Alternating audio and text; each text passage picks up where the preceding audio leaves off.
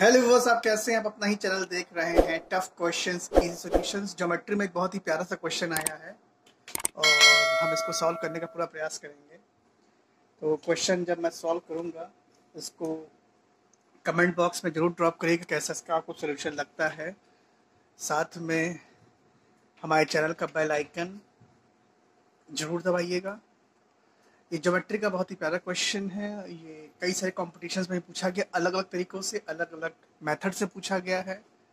तो अब हमारा यही मानना है कि आप इसको सीखिए, हमारे साथ लंबे समय तक बने रहिए, हमारे चैनल को लाइक सब्सक्राइब करिए, ज़्यादा दोस्तों में शेयर एंड फॉरवर्ड करिए, ठीक है। और अपने दोस्तों को बताइए कि अगर आपको ऑनलाइन कुछ क्वेश्चंस अच्छे मिल जा रहे हैं जो आपके एग्ज़ाम पॉइंट ऑफ व्यू से बहुत ज़रूरी है, आपके आ सकते हैं एग्ज़ाम पॉइंट ऑफ व्यू से, तो आप इन सवालों को ज़रूर देखें, ज़रूर वॉच करें और सब्सक्राइब जरूर करें चैनल को। तो क्वेश्चन बहुत ही अच्छा है, मैं क्वेश्चन पढ़ देता हूँ, ठीक है। आपको क्वेश्चन क्या कह रहा है कि A B C D is a square, ठीक है। एक स्क्वायर है बना हुआ है जैसे फिगर में देखिए दिख रहा होगा। Inside square A B D is a quadrant of a circle. एक सर्किल का क्वाड्रेंट है जो यहाँ से बी डी से जा रहा है। तो भाई जब सर्किल का क्वाड्रेंट है इसका मतलब ए क्या होगा? सेंटर होगा, ठीक है, सेंटर होगा। Inside quadrant a circle is present such that it touches quadrant internally. जो क्वाड्रेंट को अंदर से पूरी तरह से टच कर रहा है। तो टच करने का मतलब है कि वो इस सरकमफ्रेंस को भी टच करेगा, इन दोनों साइडों को भी टच करेगा। उसके बाद लिखा हुआ from C a tangent is present and it touches the circle. कौन सा? जो इनसाइड वाला सर्किल टच किया गया। Find the angle X as given in the figure. ऐसे क्वेश्चन में फिगर जरूर दिया होगा, क्वेश्चन घुमा फिरा के अलग तरीके से दिया होगा। अगर ऐसा दिया होगा तो आप क्वेश्चन बना लीजिएगा। और वैसे मैंने क्वेश्चन बना दिया है। क्वेश्चन इसी तरह से पैटर्न से पूछा जाता है, तो मैंने इसको थोड़ा सा फिगर को मैंने बड़ा कर लिया, ठीक है। अब इसमें होता क्या है, अब धीरे धीरे हम लोग इसकी प्रोग्रामिंग करते हैं, ठीक है, मतलब इसको सॉल्व करते हैं इसको। आ, तो अब हमको क्या पता कि ये भाई क्या है, एक क्वाड्रेंट एक सर्किल के अंदर बना हुआ है, ठीक है। तो कोई दिक्कत की बात नहीं है। इस सर्किल का सेंटर क्या होगा? पी होगा, ठीक, ठीक है। खास बात यहाँ पर यह कि जब कभी कोई क्वाड्रेंट के अंदर कोई सर्किल होता है तो उसका जो सेंटर होता है, और अगर ये स्क्वायर के पूरे अंदर बना हुआ है तो ये सीधे एक स्ट्रेट लाइन बन जाती है। जो एसी क्या कि स्ट्रेट लाइन है, सीधी स्ट्रेट लाइन बनेगी, ठीक है।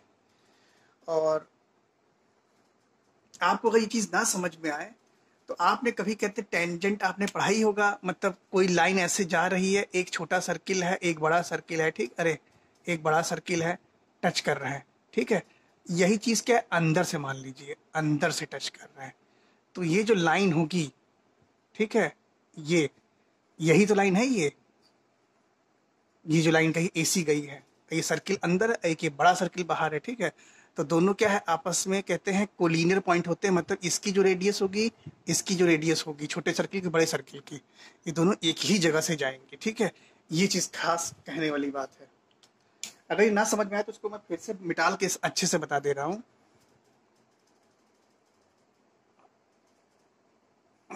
जैसे कुछ लोग की चीज़ ना समझ में आ रही हो कि कभी भी कोई स्ट्रेट लाइन है, एक सर्किल बना हुआ है छोटा सा, एक बड़ा सर्किल, आपने पढ़ा होगा अपनी किताबों में, इसको मिटा लीजिए, ठीक है। तो अच्छा नहीं बन पा रहा है तो दूरी की वजह से इसको फिर से मैं बता रहा हूँ।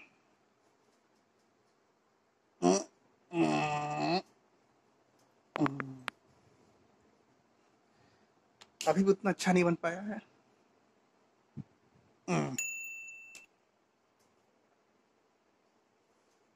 बस ठीक, ये गया। अब यहाँ पर क्या है कि ये यहाँ पर टच कर रहा है, एक्सटर्नली टच कर रहा है। अब यही इन द केस अगर इंटरनली टच करे, ठीक है, तो बस यही चीज़ यहाँ पर हो रही है। तो ये सब क्या, इसकी जो रेडियस होगी, इसकी जो रेडियस होगी, सब क्या कोलिनियर है। क्या है कोलिनियर का मतलब? क्या, they all are in the same line, ठीक है। फिगर थोड़ा गड़बड़ दो बार बन गया है, इसके लिए मैं माफ़ी चाहता हूँ। अगली बार से ऐसा नहीं होगा तो मैं अपनी दूरी कम कर लूँगा ब्लैक बोर्ड से। तो अब यहाँ पर कोई दिक्कत नहीं भाई, ये सारे पॉइंट क्या कोलिनियर है। अब ये क्या है भाई, एक ABCD स्क्वायर बताया क्या, तो ये डायगोनल है, कोई दिक्कत की बात नहीं। अच्छा, ये रेडियस इसकी आर मैंने मानी, तो ये यहाँ भी सीधी आर है, तो इसके सापेक्ष ये भी आर ही होगा, इतना डिस्टेंस ए क्यू। ये इतनी रेडियस आर है, ये आर है, ठीक है। ये जब आर है, ये आर है, तो ये कितना हो जाएगा भाई, एंगल 45 है, राइट एंगल ट्रायंगल है ये, कोई दिक्कत की बात नहीं है इसमें कोई बड़ी बात ही नहीं है, ठीक है। तो ये आर है, और ये भी आर है, तो ये भी आर है, तो एक स्क्वायर है, तो इसका डायगोनल क्या हो गया, √2r हो जाएगा। कोई दिक्कत नहीं। तो एपी की वैल्यू मालूम पड़ गई, हमें पीओ की वैल्यू भी मालूम है, आर है, ठीक। लेकिन हमें ओसी की वैल्यू नहीं मालूम है, ठीक है। बस हमें ओसी की वैल्यू ही निकालनी है। तो अब हम क्या करेंगे, हम ट्रायंगल ए सी बी ले लेंगे, क्या ए सी बी ले लेंगे, ठीक। अब यहाँ पर हमको पता है कि भाई एंगल क्या है, थीटा है 45। तो कॉस इज इक्वल टू क्या होता है, कॉस थीटा क्या होता है, एक्चुअली थीटा क्या 45 है, कॉस 45 क्या होगा, base A B upon hypotenuse A C हो जाएगा, ठीक है। अब इसकी वैल्यू क्या हो जाएगी, ए बी कितना दिया गया है हमें नहीं पता, ठीक है, ओके।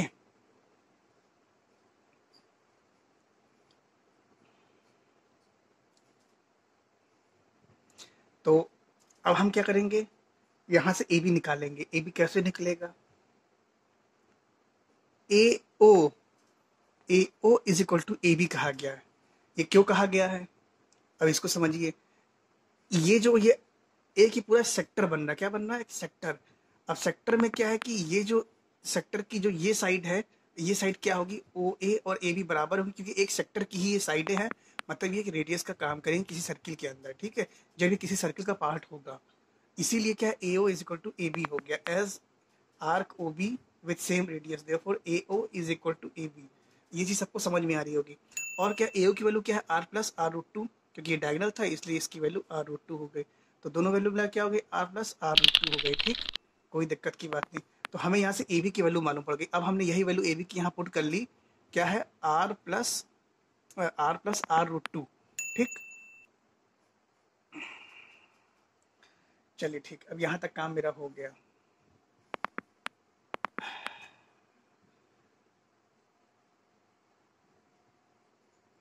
यहाँ मैंने थोड़ा शॉर्टकट कर दिया है, cos 45 की वैल्यू क्या है, 1/√2 हो जाएगी, ठीक है। और ए बी क्या था, ये आपका ए ओ के बराबर था, r plus √2 of r upon A C. तो यहाँ से आपकी जो ए सी की वैल्यू क्या आ जाएगी, 2r प्लस √2r हो जाएगी। बस वही मैंने यहाँ डायरेक्ट लिख दिया है। ये बहुत लोगों ने कमेंट बॉक्स में डाल दिया, कन्फ्यूजन बहुत हो रहा है, इसको थोड़ा एक्सप्लेन कर दीजिए। तो ये मैंने एक्सप्लेन कर दिया, ठीक है, इसको कोई दिक्कत की बात नहीं है, ठीक है। अब यहाँ पर ये चीज़ एक्सप्लेन हो गई। अब क्या है कि ये जो 2r है इसको दो भागों में तोड़ दिया, r प्लस r। तो आपको मालूम पड़ जाएगा जो ए सी है एक्चुअली में क्या है, ए ओ प्लस ओ सी के बराबर है। तो फाइनली ओ सी की वैल्यू भी क्या आपको मिल गई, r मिल गई। अब आप इस ट्रायंगल में खेल खेल दिए, आपका क्वेश्चन क्या है, क्वेश्चन ये सॉल्व हो गया। ये इतना r, ये इतना r, तो ये पूरा कितना हो गया 2r, ये इतना r। ट्रायंगल ले लीजिए, पी सी टी ले लीजिए। पी सी टी जब ट्रायंगल ले लेंगे तो पी सी क्या है 2r हो गया, और पीटी क्या आर है, तो साइन थीटा लगा लिए, साइन इज इक्वल टू क्या है, perpendicular upon hypotenuse, R upon 2r is R cut जाएगा, तो 1/2 का होता है साइन 30 होता है। तो थीटा की वैल्यू क्या आ गई, 30 आ गई। ये 30 आ गई, ये पूरा एंगल क्या है 45 है, तो बचा हुआ एंगल कितना हो जाएगा, 15 हो जाएगा। बस यही ये क्वेश्चन था। तो क्वेश्चन कैसा लगा आपको जरूर बताइएगा। और ये चीज़ समझ लीजिए कि जब कोई भी कहते हैं दो सर्कल इंटरनली टच करते हैं, तो दोनों की जो रेडियस होती है, जो कहते हैं वो दोनों की रेडियस कोलिनियर होती है, और एक ही पॉइंट से, मतलब एक ही जो लाइन है उसी लाइन पे दोनों टच करते हुए निकलती हैं। तो बस ये छोटा सा कॉन्सेप्ट था, बाकी ट्रायंगल खेल है, आप सभी को समझ में आया होगा। और ज़्यादा से ज़्यादा चैनल को लाइक करिए, सब्सक्राइब करिए, बेल आइकन करिए। अभी मैं आपको दूसरा क्वेश्चन कराने जा रहा हूँ। ओके भी बस। Tough questions easy solutions channel पे आपका स्वागत है। चैनल को लाइक करिए, सब्सक्राइब करिए, बेल आइकन दबाइए, ज़्यादा से ज़्यादा दोस्तों में शेयर एंड फॉरवर्ड करिए, और हमारे साथ लंबे समय तक बने रहिए। ज्योमेट्री की सीरीज में हम आगे क्वेश्चन एक चलते हैं। एक बहुत ही प्यारा सुनहरा सा क्वेश्चन है, अगर कॉम्पिटिटिव एग्जाम में आ जाए तो भैया लेने के देने पड़ जाएंगे, और हो सकता है कि आप उस तय समय सीमा जो मिलती है 1 से 1.5 मिनट की, या कभी कभी एग्जामों में 30 से 40 या 50 सेकंड तक भी मिलते हैं, तो नहीं आदमी का हो पाता है, तो थोड़ा टाइम कंज्यूमिंग होता है। लेकिन अगर कंस्ट्रक्शंस का आपका अच्छा नॉलेज है, आप अगर आप भविष्य में कर लेते हैं, प्रैक्टिस में आपके रहता है, तो आप इस तरह के क्वेश्चंस को बहुत आसानी से सॉल्व कर लेंगे। तो ना देर करते हुए, ना इधर उधर की बातें करते हुए, और हम सोचते हैं कि क्वेश्चंस को हम जल्दी पूरा करें, आपको आप जो मेजर आप चीज़ चाहते हैं, जल्दी चाहते हैं, वो आपको मिल जाए। तो हम वही प्रयास कर रहे हैं और आपको क्वेश्चंस आपको जल्दी इसका सोल्यूशन देने का प्रयास करते हैं। बाकी फिगर बना हुआ है, सोल्यूशन समझ में आ भी रहा होगा, लेकिन हमारा प्रयास है कि हम आराम से आपको बताते हैं। क्वेश्चन क्या कह रहा है कि ए बी सी डी दिया, जैसे दिया कि ए बी सी डी एक स्क्वायर है, इसमें एक ट्रायंगल बना हुआ, उससे कुछ एंगल्स की वैल्यू दी गई है 45, उधर एक एंगल 70 दिया गया है, ठीक है। मतलब एक ट्रायंगल बना हुआ, एक x डिग्री है, तो स्क्वायर की साइड 1 सेंटीमीटर है, तो इसमें पूछ क्या रहा है कि एंगल ए ई एफ की वैल्यू क्या होगी। तो इस तरह क्वेश्चन सॉल्व करने का बहुत से तरीके हो सकते हैं, लेकिन आप ज्योमेट्री में कंस्ट्रक्शंस का अगर आप इस्तेमाल करें तो आप जल्दी सॉल्व कर लेंगे।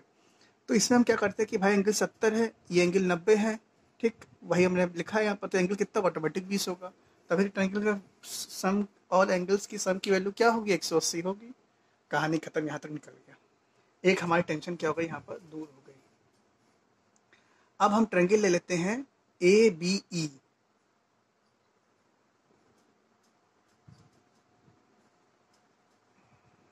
ठीक।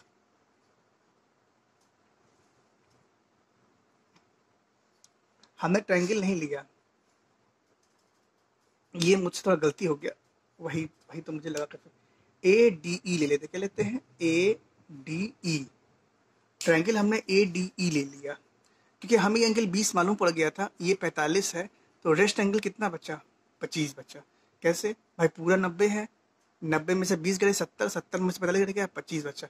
हमको ये भी एंगल मालूम पड़ गया, यहाँ से हम चाहे तो ये भी एंगल निकाल लेंगे, लेकिन हम इसके बाद फिर यहाँ फंस जाएंगे, तो हम ये काम नहीं करेंगे। अब इसमें क्या करते हैं कि भाई ये स्क्वायर दिया गया, अगर रेक्टेंगल होता तो समस्या आती है यहाँ पर, लेकिन ये स्क्वायर दिया गया, क्या है, A D is equal to A B, क्योंकि स्क्वायर की सारी साइडें क्या होती है, बराबर होती हैं। तो हमने ये जो ट्रायंगल इतना है, ये इसको उठा के हमने इधर रख दिया, इतना बड़ा टुकड़ा हमने उठाया, फिर से हमने रख दिया। इसीलिए हमने क्या किया, इसको एफ डैश कह दिया। अब ये जो डी पॉइंट था, अब इस ट्रायंगल के लिए क्या है, बी डैश हो गया, क्या हो गया, बी डैश हो गया, ठीक, हमने उठा के लिया है। तो जब हम उठा के हम ले जाएंगे, तो जो आपका कहते हैं ए बी होगा, ये ए डी के बराबर होगा, ठीक है, और जो ए एफ होगा, ए एफ डैश के बराबर होगा। तो अब हमारा क्या केस आता है कि हम अब क्या कहते हैं कि ये जो ट्रायंगल है ए एफ डैश ई, ठीक है, और ये जो ट्रायंगल है ए ई एफ, ये दोनों सिमिलर हैं। अभी सिमिलर कैसे होंगे, क्योंकि ये एंगल 45 है, ये भी एंगल 45, ठीक है। अब ये ट्रायंगल यहाँ से उठा के यहाँ डाला गया है, ठीक है, तो ये जो साइड होगी ए एफ, ये किसके बराबर हो जाएगी, ए एफ डैश के बराबर हो जाएगी, यही यहाँ पर लिखा हुआ है, ठीक है। और ए ई क्या है, कॉमन हो गया, तो दो साइड और एक एंगल जब हो गया, तो ये ट्रायंगल कैसा हो गया, सिमिलर ट्रायंगल, क्या हो गया, सिमिलर ट्रायंगल हो गया, ठीक है। जब सिमिलर ट्रायंगल हो गया, तो भाई अदर साइड्स भी कहते हैं कहते हैं एक दूसरे के बराबर, उसी रेशियो में बराबर हो जाएंगी, और एंगल भी एक दूसरे के क्या है, बराबर हो जाएंगे। अच्छा ठीक, अब यहाँ तक कहानी खत्म हो गई, कोई दिक्कत की बात नहीं है। अब आप क्या करिए, ये ट्रायंगल ले लीजिए, इसमें क्या ये 45 है, ये 70 है, तो ये बचा हुआ एंगल कितना होगा, बताइए। सीधी सी बात है, किसी ट्रायंगल के ऑल एंगल का सम क्या है, 180 है, मतलब 70 प्लस 45 प्लस ये एंगल कुछ मान लीजिए, मैंने थीटा मान लिया, बराबर 180 है। तो इस एंगल की वैल्यू क्या आ गई हमारी, 65 डिग्री, क्या आ गई, एंगल 65 डिग्री आ, क्या आ गया, 65 डिग्री आ गया। लेकिन अब जब ये दोनों ट्रायंगल सिमिलर हो गए थे, तो A F is equal to A F dash, तो इसके जो सामने एंगल क्या है, 65, ये क्या इसके सामने का एंगल हो जाएगा इस ट्रायंगल के, क्या है, होगा नहीं होगा, जब होगा तो 65 निकल आया। तो कैसे रहा क्वेश्चन। अगर आप ज्योमेट्री में इस तरह क्वेश्चन सर्च कर रहे थे, तो हमारे चैनल पे आइए, कहाँ आइए, टफ क्वेश्चन की सॉल्यूशंस पे आइए, क्योंकि भाई नेट पे सर्च करेंगे ही, भाई नेट, ये हमारा वीडियो भी अपलोड ही होगा कुछ देर में, और आपको नेट पे इजीली मिलेगा। तो अगर सर्च कर रहे हैं तो इसका आपको सोल्यूशन मिल गया, आप इसको देखिए, लाइक करिए, सब्सक्राइब करिए, बेल आइकन दबाइए, ज़्यादा से ज़्यादा अपने दोस्तों में शेयर एंड फॉरवर्ड करिए, ठीक है। ये क्वेश्चन कैसा लगा जरूर बताइएगा, बहुत ही प्यारा, बहुत ही बेहतरीन क्वेश्चन है। इसमें एक और क्वेश्चन बनता है, कभी कभी क्या होता है कि ई एफ सी का जो ये जो साइड है, इनका सम क्या होगा। तो इसको मैंने सोचा कि अलग से मैं वीडियो बनाऊंगा, उसमें आपको इसका सोल्यूशन बताऊंगा, ठीक है। तो देखते रहिए क्वेश्चंस, प्रीवियस क्वेश्चंस को भी देखते रहिए, तभी आपको पैटर्न मालूम पड़ा कैसे पैटर्न से मैं क्वेश्चन बता रहा हूँ, और मैं भी आपको और भी अच्छे अच्छे बेहतरीन क्वेश्चन बताऊंगा। तो आज वैसे सुनने में आया है कि कोविड-19 की वैक्सीन रशिया में बनी है, तो इसके बारे में किसी को जानकारी ज़रूर बताइएगा, क्योंकि इससे बहुत दिक्कत है, बहुत ही ज़्यादा दिक्कत है। बाहर आने जाने में, बहुत निकलने में बहुत डर लग रहा है लोगों को, और कई सारे आदमी काम रुके हुए हैं। तो इसके बारे में किसी व्यूवर्स को अगर जानकारी अच्छी हो तो ज़रूर बताइएगा, क्योंकि अभी न्यूज़ चैनल्स में उतना डिटेल नहीं दिखाया जा रहा है कि क्या है, कैसे है, इसका ह्यूमन ट्रायल हुआ नहीं हुआ, क्या है। तो इसके बारे में आप लोग ज़रूर बताइएगा। और इस क्वेश्चन के बारे में जो मेन तो फोकस क्वेश्चन पे होना चाहिए, क्योंकि ऑनलाइन का इसीलिए मतलब हुआ क्योंकि भाई बाहर आप जा नहीं सकते पढ़ने, तो एक ये मीडियम है जिसके थ्रू आपको हम अपनी इन्फॉर्मेशन और नॉलेज शेयर कर रहे हैं। ठीक है, तो चैनल को लाइक करिए, सब्सक्राइब करिए, बेल आइकन दबाइए, ज़्यादा दोस्तों में शेयर एंड फॉरवर्ड करिए। Okay, bye bye.